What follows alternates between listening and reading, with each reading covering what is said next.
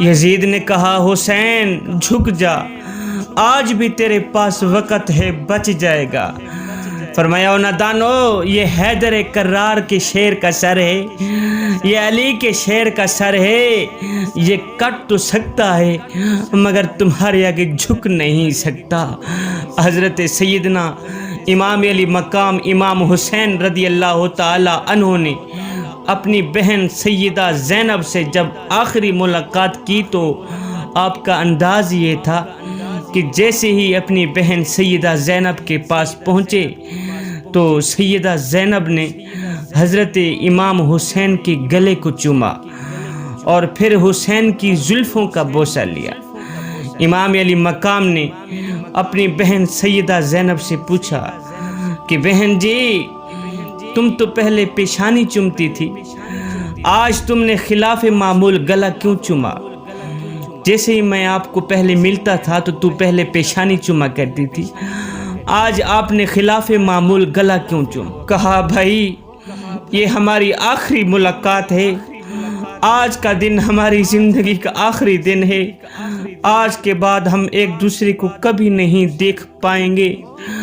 آپ مسکراتے ہوئے آپ یہاں سے سانسیں لیتے تو جائیں گے مگر لوٹ کر واپس کبھی نہیں آئیں گے، وہ اس لیے کہ آج رات میری ماں سیدہ فاطمہ الزہرا میرے خواب میں آئی تھی، انہوں نے آ کے مجھے بتایا تھا کہ آج تیرے حسین کا آخری دن ہے، امت میرے حسین کے گلے کو کاٹ دے گی اور ان کے سر کے بال خون سے لت پت ہو جائیں گے۔ زینب آج تیرے حسین کا آخری دن ہے، آج رج رج کے دیدار کر لینا، آج تک تک کی زیارت کر لینا، آج کے بعد حسین تیرے سامنے کبھی نہیں آئے گا۔ اللہ اکبر۔ امام نے خیمہ چھوڑا، صبر کو کلیجے سے لگایا، علی المرتضیٰ شیر خدا کے حوصلے کو اپنا سینہ بنایا، رسول پاک کی تلوار کو اپنا ہتھیار بنایا، بیٹھ گئے گھوڑے کے اوپر، پکڑ لی لگام، ایسے لگام پکڑی جیسے کائنات کا سارا نظام مٹھی میں آ گیا ہو۔ حسین کی تلوار نیام سے باہر آئی، ہائے بھوکا ہے حسین، پیاسا ہے حسین۔ یزید کہنے لگے جوان بیٹے کی جوانی لٹ گئی، حسین کی کمر ٹوٹ گئی ہوگی، اکبر کی جوانی لٹ گئی، حسین کا جگرہ پھٹ گیا ہوگا، قاسم کا شباب لٹ گیا، حسین کا سینہ چور ہو گیا ہوگا، علی اصغر کو مار دیا گیا، حسین کا دل پھٹ گیا ہوگا، بھوک اور پیاس کی وجہ سے کمزوری نے گھیر لیا ہوگا۔ اس سوچ کی بنیاد پر کہ حسین ہم سے لڑ نہیں سکتے سارے یزیدی ٹوٹ پڑے، لیکن جب حسین نے اپنی تلوار کو ہوا میں لہرایا تو یزیدیوں کی گردنیں ایسے کٹ رہی تھی جیسے مشین میں گاجر مولی کٹ رہی ہو۔ علی کے شیر کی تلوار پورے میدان میں چھا گئی۔ جب حیدر کرار کا شیر یزیدیوں پر حملہ آور ہوا تو یزیدیوں کے لاشوں کے ڈھیر لگ گئے، تلوار ایسے چمک رہی تھی جیسے لگتا تھا آسمان کے سارے تارے تلوار میں سما گئے، ایسے لگتا تھا جیسے حیدر کرار کا بازو حسین کے بازو میں سما گیا ہو، ایسے لگتا تھا جیسے صدیق کی صداقت، فاروق کی عدالت، عثمان کی سخاوت حسین کے سروں پہ سایہ دے رہی، ایسے لگتا تھا کہ مصطفیٰ مدینے سے کربلا میں آ گئے ہوں، ایسے لگتا تھا جیسے فاطمہ نے دعا کے لیے ہاتھ اٹھا دی ہوں۔ حسین کی تلوار چلتی رہی، یزیدیوں کے گلے کاٹتی رہی، شیر خدا کا شیر جنگ میں لڑتا رہا۔ اچانک یزیدیوں میں بے چینی پھیل گئی، اضطراب پھیل گیا، سناٹا چھا گیا کہ کہیں ایسا اعتراض بھی نہ بن جائے دنیا میں کہ لوگ کہیں ایک ہی سپاہی نے سارے لشکر کو مار گرایا۔ یزیدیوں میں ایک دم ہلچل مچ گئی۔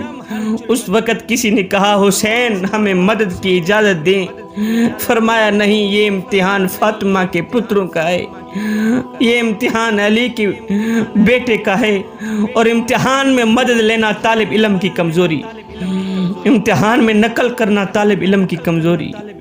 جی میں نے مدد لی ہے جب فاطمہ کی گود میں تھا، میں نے مدد لی ہے جب نبی کے آنگن میں تھا، میں نے مدد لی ہے جب تربیت گاہ میں تھا، سب سے مدد لی، لیکن ایگزامینیشن ہال میں مدد لینا جرم ہے۔ پتہ چلا کہ حسین درس گاہ میں نہیں امتحان گاہ میں تھے۔ آج کہتے ہیں لوگ کہ کربلا کی سرزمین پر نبی اور علی حسین کی مدد کے لیے کیوں نہیں پہنچے تھے؟ فرمایا نادانو، اس وقت حسین درس گاہ میں نہیں تھا، امتحان گاہ میں تھا۔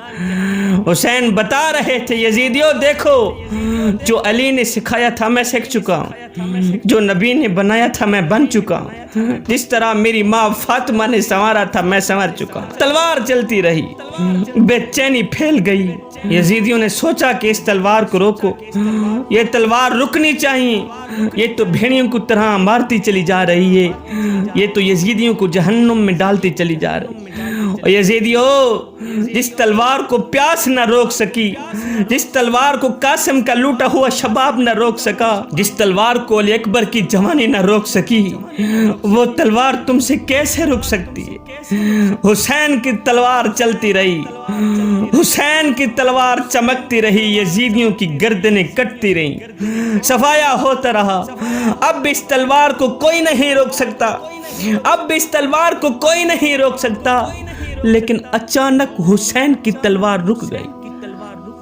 اچانک میرے پیر حسین کی تلوار رک گئی۔ یزیدی سوچ میں پڑ گئے کہ اچانک کیا ہو گیا، اور جس تلوار کو پیاس نہ روک سکی، جس تلوار کو بھوک نہ روک سکی، جس تلوار کو علی اکبر کی جوانی نہ روک سکی، جس تلوار کو معصوم عسکر کا بچپنا نہ روک سکا، وہ تلوار اچانک کیسے رک گئی؟ ہے وہ تلوار اچانک کیسے رک گئی؟ جوانو، حسین کی تلوار اسی لیے رکی تھی کہ نماز کا وقت ہو گیا۔